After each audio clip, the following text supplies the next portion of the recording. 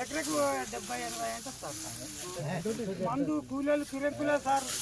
2 టీఎంసీలో నీళ్లు ఎప్పుడు కూడా దిగిపోకుండా కిందికి ఎట్లా వెళ్తే అవుతుంటే అట్లా నింపుకుంటే ఎప్పుడు ఆ స్థాయి మెయింటైన్ చేస్తూ రైతాంగానికి నీళ్ళు అందించినాం.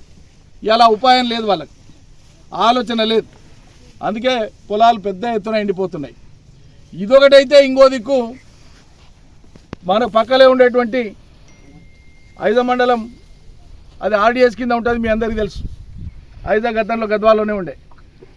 ఇలా ఐజాకు దాదాపు ఐజా ప్రాంతంలో ఆర్డీఎస్ కింద 6,000 ఎకరాల వరి పంట ఉంది. ఇప్పుడు ఆర్డీఎస్ కింద ఇప్పుడు 47,000 ఎకరాల పంట ఉంది. యాసంగిన వరి వచ్చే, మొక్కజొన్న వచ్చే, అదేవిధంగా జొన్న వచ్చే 47, మిరప కొంత 47,000 ఎకరాలలో ఇప్పుడు యాసంగి పంట ఉంది. అందులో ఐజా ప్రాంతంలో ఉండేటువంటి 6,000 ఎకరాల పంట ఏదైతే ఉందో, మన రాష్ట్రంలోకి ఆర్డీఎస్ కాలువ ఎంటర్ అయినాక మొట్టమొదటి తూము ఉండేటువంటిదే 12/A అంటారు దాని డిస్ట్రిబ్యూటరీ. 12/A నుంచి 17 వరకు ఇంచుమించు ఐదా మండలంలోనే ఉంటాయి. ఆర్డీఎస్ పుట్టినప్పటి నుంచి, ఆర్డీఎస్ కట్టినప్పటి నుంచి కింది ఆయకట్టుకు నీళ్లు రాక మనం ఇబ్బందుల పాలైనాం, తుమ్మిళ్ళ తెచ్చుకున్నాం, అది వేరే కథ. కానీ ఆర్డీఎస్ పుట్టినప్పటి నుంచి ఇవాళ దాకా మన రాష్ట్రంలో ఉండేటువంటి ఆర్డీఎస్ కింద ఉండేటువంటి మొదటి తూములు ఎండిపోవడం అనేటువంటిది, మొదటి తూములకే నీళ్లు రాక పంటలు ఎండిపోవడం అనేటువంటిది అత్యంత దుర్మార్గం. ఇది కాంగ్రెస్ ప్రభుత్వం యొక్క చాతగాంతనానికి నిలువెత్తు నిదర్శనం. ఆఖరి పొలాలకు నీళ్ళు రాలేదు, నీళ్ళు తక్కువైనాయి, తుంగభద్ర డ్యాంలో లేవు, కిందికి వదలలేదు, వాళ్ళు అర్థం చేసుకోవచ్చు. కానీ మొదటి తూములకే నీళ్లు లేనటువంటి నిర్వహణ, ఈ చాతగాని నిర్వహణ అనరా దీన్ని? అసమర్థపు నిర్వహణ అనరా దీన్ని? 50 ఏళ్ల కాలంలో ఒక్కనాడు కూడా 12A డిస్ట్రిబ్యూటర్ కింద ఎండిపోయిన పొలాలు ఇవాళ ఎట్లా ఎండిపోతున్నాయి? ఇది పట్టదు.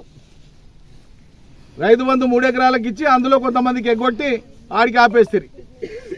రుణమాఫీ పొడుగు గప్పాలు కొడితే దేవుళ్ళ మీద ఒట్లేస్తారు. ఇంతకంటే ఎక్కువ వేయలేమని మొన్న శాసనసభలో సాగు కబురు సల్లగా చెప్పినట్టు చెప్తారు. ఏది సార్, ఏది ఇస్తామని చెప్పారు కానీ గప్పాలు కొట్టి ఏమి చెప్పారు. ఇది ఇలా రైతులందరూ ప్రతి గ్రామంలో తిడుతున్నారు, శాపనార్థాలు పెడుతున్నారు, శపిస్తున్నారు. ఇదేం బీఆర్ఎస్ పార్టీ చెప్తున్న మాట కాదు, రైతుల ఆగ్రహం. ఇంత తక్కువ కాలంలో, ఇంత తక్కువ సమయంలో మొత్తం ప్రజల యొక్క, అన్ని వర్గాల ప్రజల యొక్క వ్యతిరేకతను మూట కట్టుకొని ప్రజల ఆగ్రహాన్ని చవి చూస్తున్నటువంటి పరిస్థితి ఇలా కాంగ్రెస్ సర్కార్కు ఉంది. నేను జిల్లా కలెక్టర్ గారితో ఇప్పుడే మాట్లాడతాను మీ అందరి సమక్షంలో. కర్ణాటక నుంచి అయినా ప్రయత్నం చేసి కనీసం ఒక 2-3 టీఎంసీల నీళ్ళని ఇడిపిస్తే ఎండిన ఎండంగా మిగిలిన పొలాలన్నా ఏదన్నా పండుతాయి, ఆ మేరకైనా ప్రయత్నం చేయమని. మంత్రులకు ఎట్లా తీరిక లేదు, ముఖ్యమంత్రికి అసలే లేదు. పాలమూరు బిడ్డనని చెప్పుకుంటాడు రేవంత్ రెడ్డి గారు. మరి 50 ఏళ్లలో ఒక్కనాడు కూడా ఎండనటువంటి పాలమూరు పొలాలు ఎండుతున్నాయి. మహానుభావ, నీ కాలంలా ఇది సిగ్గుపడే విషయమా, సంతోషపడే విషయమా?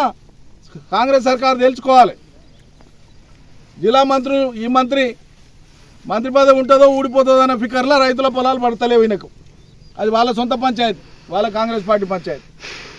నీళ్ళ మంత్రి ఉన్నాడంటే రైతులకు నీళ్ళు ఎట్లా ఇద్దామనేటువంటి ధ్యాస కంటే కూడా ఉన్నాయన ఎట్లా దిగిపోవాలా, ఆయన ఎట్లా కూర్చోవాలన్న ఫికర్ ఉన్నట్లు మనకు అర్థమవుతుంది పత్రికలు, టీవీలు చూస్తే. అంతేనా?